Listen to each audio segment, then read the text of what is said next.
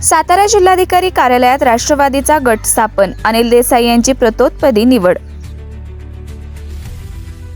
राष्ट्रवादी काँग्रेस पक्षाच्या राजकीय घडामोडींना वेग आला असून जिल्हाधिकारी कार्यालयात महत्त्वपूर्ण घडामोड पाहायला मिळाली।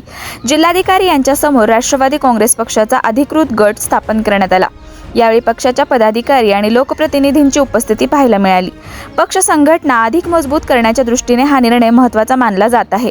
स्थानिक पातळीवर पक्षाची भूमिका स्पष्ट राहावी, तसेच प्रशासकीय कामकाजात पक्षाचा अधिकृत समन्वय राहावा, यासाठी गट स्थापन करण्याची प्रक्रिया पूर्ण करण्यात आली।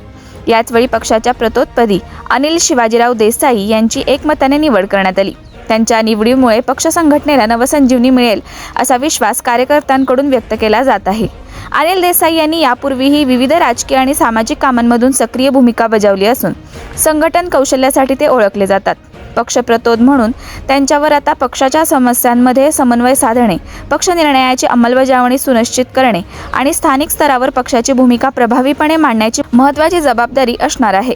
या निवडीमुळे राष्ट्रवादी काँग्रेस पक्षाच्या स्थानिक राजकारणात नव्या समीकरणांची चर्चा सुरू झाली असून आगामी राजकीय घडामोडींमध्ये या निर्णयाचा परिणाम दिसून येणार असल्याची राजकीय वर्तुळात चर्चा आहे। दरम्यान पक्ष कार्यकर्त्यांनी अनिल शिवाजीराव देसाई यांचे अभिनंदन करत पुढील काळात पक्ष संघटना अधिक मजबूत करण्याचा निर्धार व्यक्त केला आहे।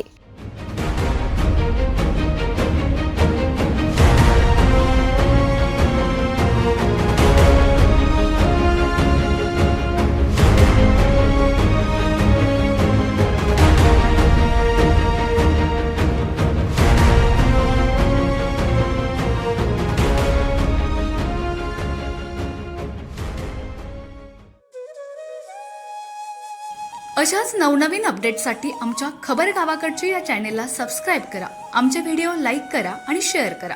धन्यवाद।